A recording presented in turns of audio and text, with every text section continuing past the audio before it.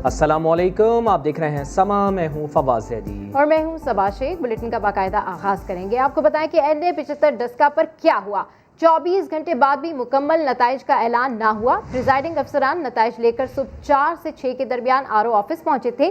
23 presiding अफसरान अपनी अलग अलग गाड़ियों में आए थे। एक प्रिजाइडिंग ऑफिसर ने कहा कि रात की शदीद धुंध में 20 किलोमीटर का सफर तय करना पड़ा था। जहां 1 घंटा लगता था, 4 से ज़ायद घंटे लग गए। समा के रिपोर्टर शहजाद आमिर से जानते हैं कि उन्होंने क्या देखा। शहजाद, आप बताइएगा कि डस्का में कल क्या हुआ, आपने क्या देखा?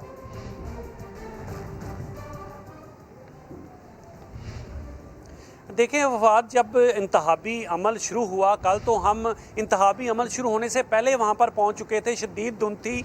हमें भी सियालकोट से वहाँ जाने में जो आधा घंटा लगता है गाड़ी में, हमें भी घंटा से सवा घंटा लगा। जब हम वहाँ पहुँचे तो 7:30 बजे के बाद जो पोलिंग अमला है वो पोलिंग स्टेशनों पर पहुँचना शुरू हुआ। जब 8 बजे बेशतर पोलिंग स्टेशनों पर पोलिंग का अमल शुरू हो गया तो चंद पोलिंग स्टेशनों पर तहीर से शुरू हुआ। पोलिंग का अमल शुरू हुआ तो वोटर्स की तादाद बहुत ही कम थी, चूँकि बहुत ज़्यादा शदीद धुंध थी। शहरी इलाकों में भी जो है वो हद-ए-निगाह 10 से 20 मीटर तक रह गई थी। तो नवाही इलाकों में तो हद-ए-निगाह 0 थी, चूँकि देहात और दही इलाके होते हैं, वहाँ धुंध ज़्यादा होती है।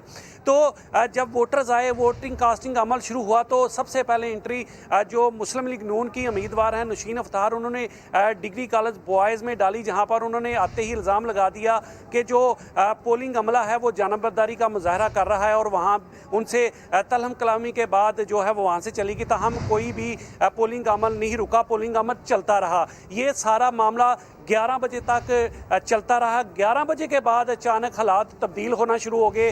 हमें इतलात आनी शुरू हो गई जी, डस्का कला के जो महल्ला बन है वहाँ पर हवाई फायरिंग की इतला आ गई है। हमें फिर इतला आई कि एक गाँव में जो है हालात कशीदा हो गया, पोलिंग रुक गई है। तो इस तरह की इतलात आनी शुरू हो गई। फिर 12 बजे के बाद हालात जो है वो कशीदा होने शुरू हो गए। जो मुख्तलिफ पोलिंग स्टेशन थे वहाँ पर हवाई फायरिंग के वाक़यात जो है वो देखने को मिले। जो लीगी कारकुन और PTI कारकुन हैं वो आमने सामने आए, नारेबाजी होती रही। फिर लीगी कारकुनों ने एक पोलिंग स्टेशन पर, जिसमें किसी के कॉलेज था बॉयज़ का गर्ल्स का, वहाँ के अंदर 5 से 6 पोलिंग स्टेशन थे। बाहर से नून लीगियों ने दावा बोल दिया। तकरीबन 3 से ज़ायद घंटे तक तमाम पोलिंग अमला जो वोटर्स ख़वातीन मर्द वो वहाँ पर मसूर रहे थे। फायरिंग जो पोलिंग स्टेशन के अतराफ में हवाई फायरिंग की आवाज़ें हमने वक्फे से सुनते रहे। हालात इतने ज़्यादा कशीदा हो गए कि जो वोटर्स हज़रात 11 बजे के बाद निकलना शुरू हुए, अचानक वोटर्स की बड़ी तादाद पोलिंग स्टेशन का रुख करना शुरू कर दी थी। लेकिन जब हवाई फायरिंग के वाक़यात होना शुरू हो गए रिपोर्ट, तो जो वोटर्स थे वो भी घरों में रुक गए। तो जो टर्निंग आउट था वो 12 बजे के बाद। अच्छा, धुंध की वजह से आप बता रहे हैं शहजाद अहमद कि पोलिंग तो बहुत देर से शुरू हुई, खासी ताखीर से शुरू हुई, लेकिन जब पोलिंग का इख्तिताम हो गया तो उसके बाद धुंध की क्या सूरत हाल थी? क्या धुंध शाम में भी बहुत ज़्यादा पड़ रही थी?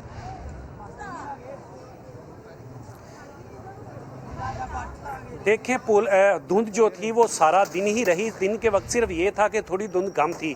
जो ही शाम का वक्त हुआ तो धुंध ने अपना दोबारा इलाके को अपने लपेट में लेना शुरू कर दिया और 6-7 बजे जो है तो काफ़ी हद तक धुंध जो है ना उसने अपना लपेट में ले रखा था डस्का और गिरदोनवा को।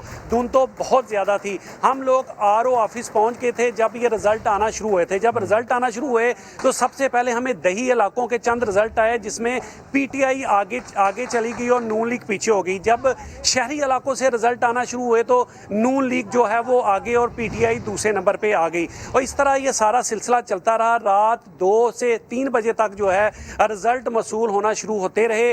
रिजल्ट तखीर से आए क्योंकि 360 पोलिंग स्टेशन थे और 550 पोलिंग स्टेशन ऐसे थे जो दही इलाकों में थे, यानी कि डस्का शहर से तकरीबन 10 से 20 किलोमीटर का फासला था और आम रोड जो साफ रोड हो उस पर ट्रैवलिंग करना मुश्किल है। जो दही इलाके होते हैं उसमें ज़रा ज़्यादा मुश्किल होता है क्योंकि यानी बहुत तफसील से आपने इहाता किया कि कल यहाँ पर क्या कुछ होता रहा। शहजाद अहमद, बहुत शुक्रिया आपका। NA-75 डस्का पर सूबाई इलेक्शन कमिश्नर का अहम बयान सामने आ गया। कहते हैं इंतजामिया ने इलेक्शन कमीशन के साथ ताउन करने की जिम्मेदारी सरअंजाम नहीं दी। रिटर्निंग ऑफिसर की रिपोर्ट के मुताबिक 20 पोलिंग स्टेशंस के नताइज में रद्दबदल का खदशा है। पोलिंग रिकॉर्ड चेक कर रहे हैं तो NA-75 डस्का पर सूबाई इलेक्शन कमिश्नर का अहम तरीन बयान भी सामने आया है।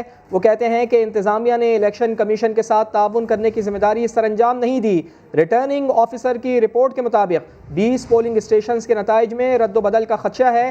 पोलिंग रिकॉर्ड को चेक किया जा रहा है। बिल्कुल, NA-75 डस्का पर सूबाई इलेक्शन कमिश्नर का अहम बयान अब सामने आ गया है। कहते हैं कि इंतजामिया ने इलेक्शन कमीशन के साथ ताउन करने की जिम्मेदारी सरअंजाम नहीं दी। रिटर्निंग ऑफिसर की रिपोर्ट के मुताबिक 20 पोलिंग स्टेशंस के नताइज में रद्दोबदल का खदशा है। पोलिंग रिकॉर्ड्स चेक किए जा रहे हैं। आपको इस खबर से अपडेट कर रहे हैं NA-75 डस्का के हवाले से। NA-75 डस्का पर सूबाई इलेक्शन कमिश्नर का अहम बयान सामने आ गया है। कल डस्का में धौंस और धांधली का माहौल था, लेकिन नून लीग मगरमच्छ के जबड़ों से फतह छीन कर लाई है। हुक्मरान जमात को शिकस्त दी। मरियम नवाज ने फतह का ऐलान किया, साथ ही धांधली के इल्जामात भी लगा दिए। लाहौर में प्रेस कॉन्फ्रेंस करते हुए कहा, मुखालफिन शेर को जीतता देखकर थैले उठाकर भागने लगे थे, जिन्हें शहरियों ने पकड़ लिया। अवाम ने वोट को इज्जत दो के नजरिए का दिफा किया। बोली, अब लोगों की नजर इलेक्शन कमीशन पर है कि वो क्या एक्शन करता है। वो हुकूमती अरकान जो इस घिनौने खेल के अंदर और धांधली के अंदर मुलविस हैं, उनके खिलाफ जो है वो स्ट्रिक्ट एक्शन लें। और जस्टिस जो है ना वो सिर्फ होना नहीं चाहिए, होते हुए नज़र भी आना चाहिए। पंजाब के जो सरबराइन वज़ीर आला पंजाब, इनको इनके खिलाफ भी FIR कटनी चाहिए। इमरान खान के खिलाफ भी FIR वोट के ऊपर डाका डालने के लिए कटनी चाहिए। और वो 2 अफराद के जो कत्ल हुए हैं, जो शहीद हुए हैं बच्चे, उनको शहीद करने के खिलाफ इनके ऊपर भी FIR कटनी चाहिए। आपके पास फॉर्म 45 हैं। समा का सवाल मरियम नवाज ने जवाब गोल कर दिया। मरियम नवाज का जीत का दावा, दोबारा इलेक्शन का मुतालबा भी किया। सुना है कि जो बरामद हुए फॉर्म 45 14 घंटों के बाद यरगमाल शुदा अमले से, जो शायद शुमाली इलाका जात की सैर के लिए निकल गया था और उनके फ़ोन्स भी बंद थे, और 14 घंटे के बाद वो पहुँचे। मैंने सुना है कि वो सारे जो उनके पास फॉर्म 45 थे वो बिल्कुल कहीं बैठ के दोबारा बनाए गए थे, जाली फॉर्म्स थे। इसीलिए मुझे हकायक का ज़्यादा इल्म नहीं है। मरियम नवाज ने डस्का में फायरिंग का इल्जाम PTI पर लगा दिया। कहा, उनका एक MNA फायरिंग करने वालों के साथ खड़ा था। तहरीक इंसाफ के उम्मीदवार के भांजो भतीजों ने भी फायरिंग की। PTI अपनी शिकस्त देखकर बदहवास हो गई थी। अगर नून लीग के किसी रहनुमा या राना सनाउल्लाह ने फायरिंग की होती तो ये बिल्कुल न बख्शते, ये तो रायवंड आकर मुझे गिरफ्तार कर लेते। के माहौल में मुस्लिम लीग नून का वर्कर वोटर निकला और इतनी बड़ी तादाद में निकला तो इनके तो हाथ पांव फूल गए। इन्होंने क्या किया, इन्होंने सोचा कि फायरिंग करो, एक खौफ का माहौल क्रिएट करो, और ताकि इनका वोटर जो है या तो वो डर के बाहर ना निकले, या जो निकला हुआ है वो हरास होके और वो डर के अपने अपने जगहों पे वापस चला जाए। तो खुलेआम कल इन्होंने फायरिंग भी की। और PTI का जो MNA है, एक वीडियो में ब्लेटेंटली आप देखें, एक वीडियो में वो फायरिंग करते हुए लोगों के साथ खड़ा हुआ है। इसके जो वहाँ पर इनका जो कैंडिडेट था, उस कैंडिडेट के लोगों ने फायरिंग की, उसके भांजे भतीजों ने फायरिंग की, और आप लगा रहे हैं इल्ज़ाम ऑपोजिशन के ऊपर। आप राना सनाउल्लाह पे इल्ज़ाम लगा रहे हैं। आप सोचें कि जिस किस्म की ये हुकूमत है, जिस किस्म की हुकूमत तो नहीं है, ये माफिया है, जिस किस्म के फैशिस्ट लोग हैं, ये फैशिस्ट माइंडसेट के लोग हैं, ये जिस किस्म के ये ख़तरनाक लोग हैं, हर हरबा आजमा सकते हैं। अगर मुस्लिम लीग नून के किसी शख्स ने फायरिंग की होती तो क्या उसका हाल होता। राना साहब ने अगर खुदा न खास्ता कोई फायरिंग करवाई होती या की होती है, या उस मौका पे भी मौजूद होते जहां फायरिंग होती है, तो उन्होंने राना साहब को नहीं पकड़ना था, उन्होंने रायवंड आके मरियम नवाज को भी गिरफ्तार करना था।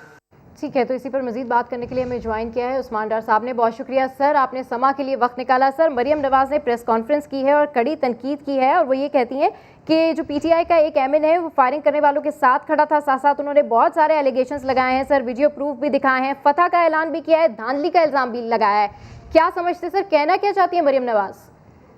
देखिए, मैं समझता हूँ कि मरियम नवाज साहिबा ने अभी तक अपनी झूठ बोलने की आदत नहीं छोड़ी है।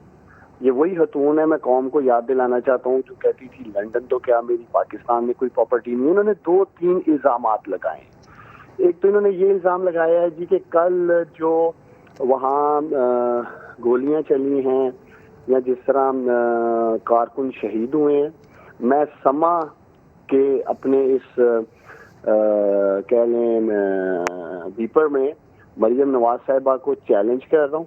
जो कारकुन कल शहीद हुए पाकिस्तान तहरीक इंसाफ के, जो के PMLN के गूंज ने किए, बदमाशों ने किए, ये गोरके गांव में मैं इन्हें चैलेंज कर रहा हूँ, कल ये वहाँ आ जाएं। अगर ये समझती हैं कि ये पाकिस्तान की लीडर हैं तो ये उस गांव में आ जाएं। अगर इनके वर्कर को पाकिस्तान तहरीक इंसाफ के वर्कर्स ने गोलियों से शहीद किया तो दूध का दूध पानी का पानी हो जाएगा। मैं तो आज भी माजिद जो हमारा कारकुन शहीद हुआ उसके जनाजे पे था, अल्लाह ताला उसको रिज़ रहमत करे, उसके लवाकिन को सब्र जमील अता फरमाए। तो अगर हमने उन्हें शहीद किया था तो मैं अगर जनाजे में आज गया था तो लोग मुझे गिरेबान से पकड़ते कि आप लोगों ने जी इस बच्चे को शहीद कर दिया। तो ये खुद आए, चले इनको छोड़ें। मैं PMLN के जिला सियालकोट के किसी भी नुमाइंदे को चैलेंज करता हूँ कि वो वहाँ जा सकता है। दूसरा इन्होंने इल्ज़ाम लगाया जो झूठ बोला। इन्होंने कहा कि जी उस्मान डार एक पोलिंग स्टेशन के अंदर ठप्पे लगा रहा था और धांधली कर रहा था। समा का रिपोर्टर, दीगर रिपोर्टर्स मुख्तलिफ चैनल्स के उस पोलिंग स्टेशन के अंदर थे जहाँ मैं मैसूर होके रह गया, क्योंकि बाहर राना सनाउल्ला और मियाँ जवेद लतीफ़ अपने गुंडों के साथ, जत्थों के साथ, डंडों के साथ धावा बोल चुके थे। उस पोलिंग स्टेशन पे मुझ पे हमलावर हो रहे थे, इसलिए मैं अंदर मैसूर होकर रह गया और तमाम मीडिया के रिपोर्टर्स अंदर थे। उन्होंने पता था कि मैं एक तरफ साइड पे बैठा हूँ। अगर आप चाहें तो समाज के रिपोर्टर से पूछ सकती हैं कि मैं के अंदर ठप्पे लगा रहा था। तीसरा देखें, इन्होंने बार बार बात की है फॉर्म 45 की, और बैग लेट आए जो कि सुबह 4 बजे तक आए, जो कि यहाँ धुंध थी, मौसम खराब था। और मैं समझता हूँ जो भी ऑफिसर्स ड्यूटी पे थे वो बैग लाने में उन्हें देर होगी, लेकिन मैं आज समा की वसारत से कौम के सामने रखना चाहता हूँ और मरियम नवाज हलाकी जुर्रत का मुजाहरा करे। 2018 के इलेक्शन में ख्वाजा आसिफ जो जीते, मेरे बैग्स 35 अगले दिन दोपहर को 4-5 बजे आते हैं और ख्वाजा आसिफ को डिक्लेयर कर दिया जाता है उसी वक्त के वो इलेक्शन जीत गए हैं।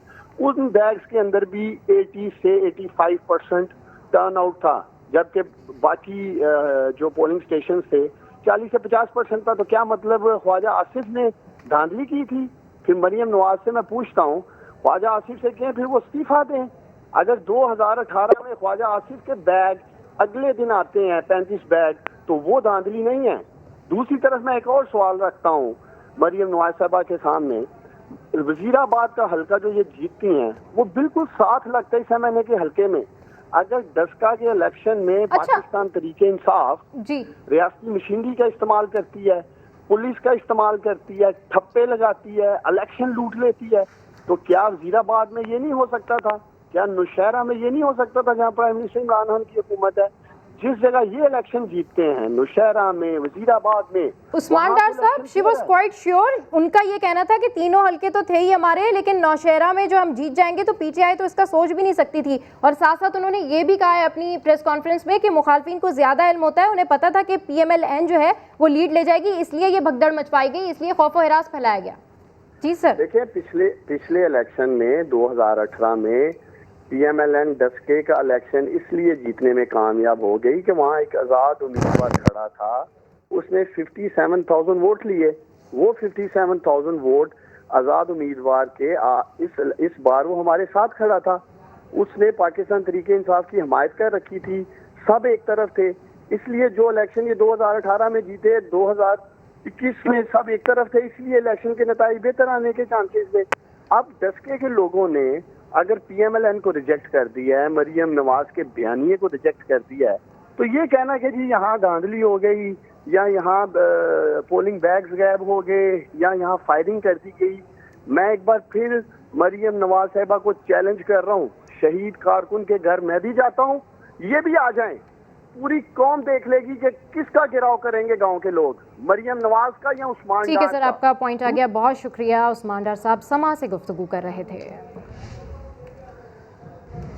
नून लीग के उम्मीदवार को सपोर्ट क्यों किया? वज़ीर आला खैबर पख्तूनख्वा ने एक्शन ले लिया। परवेज़ खटक के भाई लियाकत खटक को फारिग कर दिया गया। मुआविन खुसूसी बराए इत्तलात कामरान बंगश कहते हैं लियाकत खटक ने न सिर्फ नून लीग के उम्मीदवार को सपोर्ट किया बल्कि तहरीक इंसाफ के उम्मीदवार के खिलाफ इलेक्शन मुहिम भी चलाई। वज़ीर आज़म की मुशावरत से उन्हें वजारत से फारिग किया गया। आपको बताएं नून लीग के उम्मीदवार को सपोर्ट क्यों किया? वज़ीर आला खैबर पख्तूनख्वा ने एक्शन ले लिया। परवेज़ खटक के भाई लियाकत खटक को फारिग कर दिया गया। मुआविन खुसूसी इत्तलात कामरान बंगश कहते हैं लियाकत खटक ने न सिर्फ नून लीग के उम्मीदवार को सपोर्ट किया बल्कि तहरीक इंसाफ के उम्मीदवार के खिलाफ इलेक्शन मुहिम चलाई। तो तहरीक इंसाफ ने डस्का के इंतखाबात में कामयाबी का दावा कर दिया। फवाद चौधरी ने वाज़े अंदाज में बता दिया कि एहतराम कानून का होगा, नून का नहीं। इलेक्शन कमीशन फौरी तौर पर नताइज का ऐलान करे। शिबली फराज कहते हैं कि पोलिंग के दौरान मुस्लिम लीग नून ने धौंस और बदमाशी का मुजाहरा किया। अब दबाव डाला जा रहा है जो किसी सूरत कबूल नहीं किया जाएगा। डस्का का इंतखाबी मार्का, तहरीक इंसाफ का जीत का दावा। फवाद चौधरी की अली असजद को कामयाबी पर मुबारकबाद। वाज़ेह अंदाज में बता दिया कि सबर को ना आजमाया जाए, एहतराम कानून का होगा, नून का नहीं। उन्होंने इलेक्शन कमीशन से फौरी नताइज जारी करने का मुतालिबा भी कर डाला। विफाकी वजीर इत्तलात शिबली फराज ने मुस्लिम लीग नून पर धांधली का इल्जाम लगा दिया। डस्का में जो हमारा कैंडिडेट जो कि जीत रहा है उसमें उन्होंने उनकी पीएमएलएन की सारी लीडरशिप वहां पे पहुंच के और वो दबाव डाल रही है जो कि किसी सूरत में भी काबिल कबूल नहीं है। विफाकी वजीर शफकत महमूद कहते हैं मुस्लिम लीग नून ने दोहरा मेयार अपना रखा है। शहरा में इलेक्शन हुआ, हुकूमत पीटीआई की, पीएमएलएन वहाँ से जीत गई। इलेक्शन के बारे में कोई शिकायत नहीं है। जो डस्का का इलेक्शन है क्योंकि वो करीब है और हुकूमत फिर पीटीआई की है, लेकिन वहाँ पे बिल्कुल ही एक मुख्तलिफ बयानिया जो है उसको बनाया हुआ है। पीटीआई रहनुमा का कहना था कि तशद्दुद की सियासत कबूल नहीं, मुस्लिम लीग का रवैया काबिले मजम्मत है। डस्का में इलेक्शन के दौरान फायरिंग से जाँ बहक माजिद और जिशान के वर्सा ने हुकूमत से इंसाफ का मुतालबा कर दिया। इस हवाले से रिपोर्ट कर रहे हैं शाहीन शहजादी।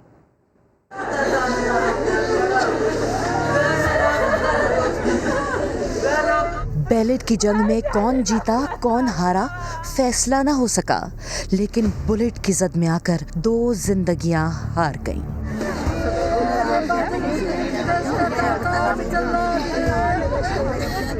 NA-75 डस्का का इलेक्शन 2 घरानों को उम्र भर का गम दे गया।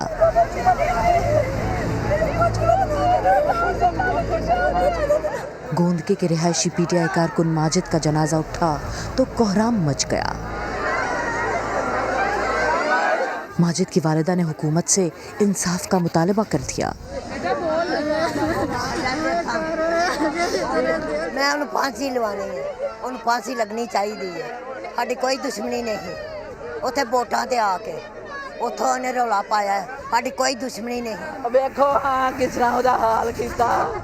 आए आए आए आए।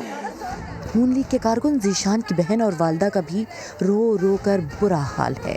मेरी अम्मी बर्दाश्त नहीं कर सकती, एक बेटा खो दिया दूसरा नहीं खो सकती। मेरी अम्मी जीते जी मर गई है। गुज़िश्ता रोज डस्का में इलेक्शन के दौरान फायरिंग से 2 नौजवान जाँ बहक और 7 जख्मी हो गए थे। पुलिस अभी तक कातिलों को तलाश करने में नाकाम है।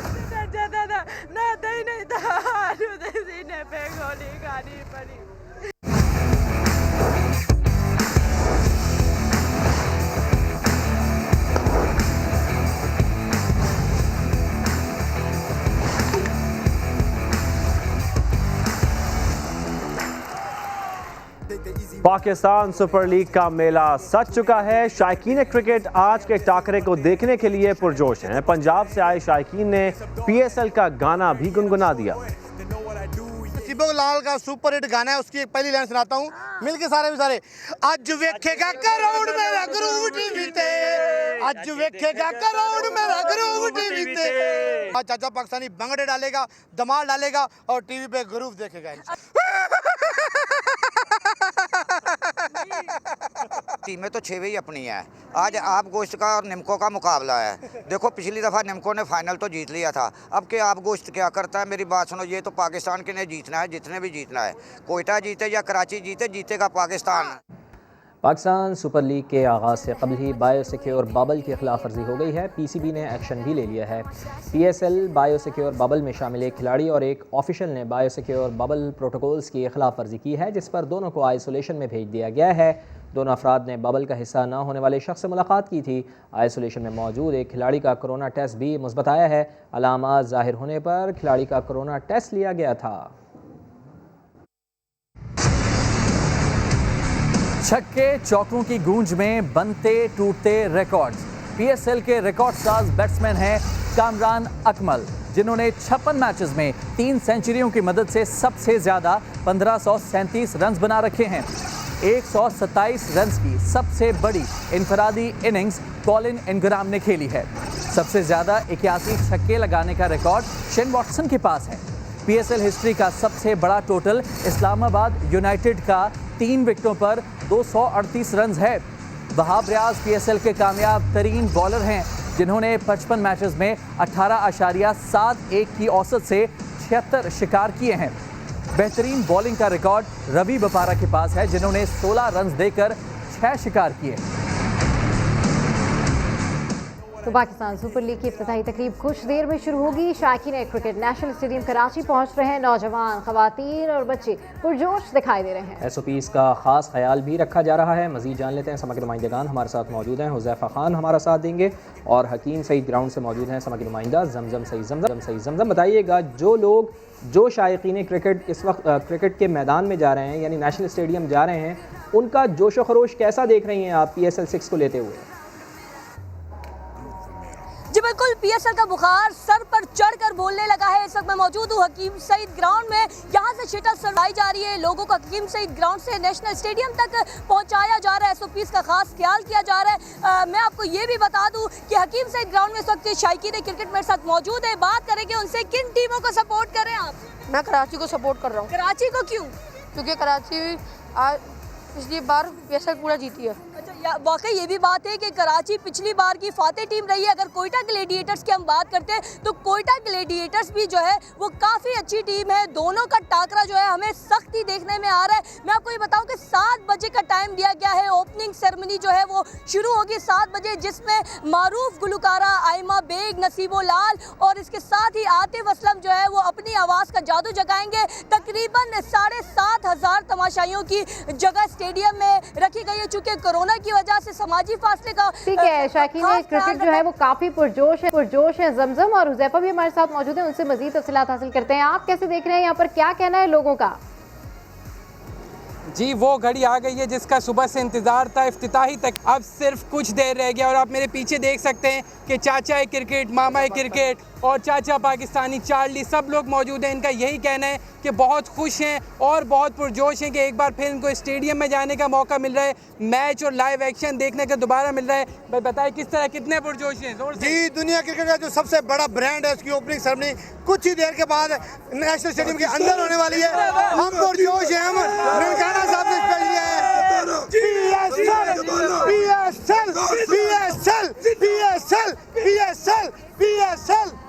जी, आपने देखा कि कितना जोश और वलवला। बिल्कुल, हम देख सकते हैं कि कितना जोश और वलवला यहाँ पर लोगों में मौजूद है और सुपर एक्साइटेड मैचेस होने वाले हैं और हम भी बहुत ज्यादा एक्साइटेड हैं। हमारे नुमाइंदगान हमें अपडेट कर रहे थे। हुज़ैफा और जमजम, आपका शुक्रिया।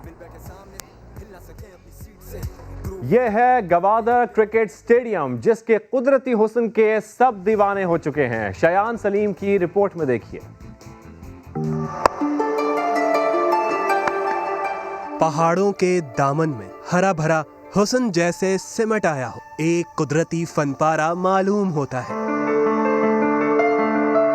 ग्वादर का ये क्रिकेट स्टेडियम जिसे जो देखता है फिर देखता है और फिर देखता है। सारी दुनिया दाद दे रही है। ये खूबसूरती बहुत सौ को कराची से 650 किलोमीटर दूर खींच लाई है। बेशक ऐसा स्टेडियम और ऐसा पसे मंजर पहले कभी नहीं देखा। पहाड़ों के दरमियान इस ग्राउंड को बनाया गया है। दुनिया में कोई हिस्सा मेरे इल्म में नहीं कि ऐसे खूबसूरत पहाड़ और कुदरती पहाड़ है ना, आप इसके नक्शो निगार से देखा कि पता चलेगा कि अल्लाह ताला ने क्या ब्लेसिंग हम पे दी है, किस तरीके से इसको ऐसा रखता है कि किसी ने डेकोरेट कर दिया। लोग यहाँ आते हैं, क्रिकेट खेलते हैं, लम्हे यादगार बनाते हैं। लास्ट कपल ऑफ वीक्स पहले इसकी पिक्चर देखी थी मैंने वेब पे और दोस्तों ने शेयर की मुझसे, तो ये मेरा ड्रीम था कि मैं यहाँ पे आऊँ और वन ऑफ द उन चंद लोगों से हूँ जो इन इस ग्राउंड में खड़े होके फील किया इस ग्राउंड को रियल।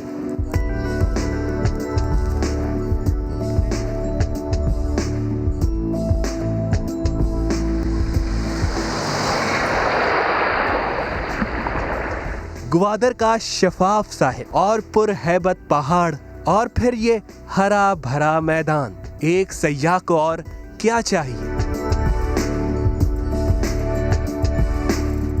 तिलस्म, ये इसका खूबसूरती, ये हुस्न सदियों में आया है, ये सदियों में तैयार हुआ है। अभी पाकिस्तान के अरूज का स्टार्ट लिया है इस ग्वादर से, तो ये हुस्न का एक पहला कतरा है और अभी तो पूरा समंदर है हमारे पास। इदारा तरक्कियात ग्वादर के डायरेक्टर जनरल शाहजेब काकड़ का कहना है कि क्रिकेट फैंस की दिलचस्पी को देखते हुए स्टेडियम के तौसी का मंसूबा बना लिया है और ये पीसीबी की मदद के बगैर मुमकिन नहीं। ग्राउंड की एक्सपेंशन है, सीटिंग कैपेसिटी को की इन्हांसमेंट है और पिचेस जो और हमने बनानी है और फ्लड लाइट्स। हमारी अपनी जो है ख्वाहिश ये है कि पीसीबी इसमें हमारे साथ सपोर्ट दे हमें टेक्निकल इनपुट। शाहजेब काकड़ का कहना है कि 1 साल में स्टेडियम के तौसी का मंसूबा मुकम्मल हो जाएगा। इस वक्त स्टेडियम की देखभाल के लिए 10 अफराद पर मुश्तमिल अमला मौजूद है। ग्वादर अपने खास महले वकू की वजह से जाना जाता है, मगर अब ग्वादर क्रिकेट स्टेडियम ने इस शहर को शोहरत की नई बुलंदियों पर पहुंचा दिया है। इस दिलकश मैदान को आलमी मियार का बनाकर यहाँ इंटरनेशनल मैचेस कराए जाएं तो इस मैदान की शोहरत में कभी कमी नहीं आएगी। कैमरामैन फैसल आगाई के साथ शायान सलीम, समा, ग्वादर। और अभी वक्त हो गया एक ब्रेक का। समा के साथ रहिए। फिशरमैन कोऑपरेटिव सोसाइटी में गैर कानूनी भर्तियों का जुर्म साबित हो गया। एहतसाब अदालत ने साबिक चेयरमैन निसार मुराई समेत दीगर को 7 साल कैद की सजा सुना दी है। चारों मुल्जिमान पर 1-1 करोड़ रुपए जुर्माना भी आयद किया गया है। कराची से रिपोर्ट कर रहे हैं इरफानुल हक।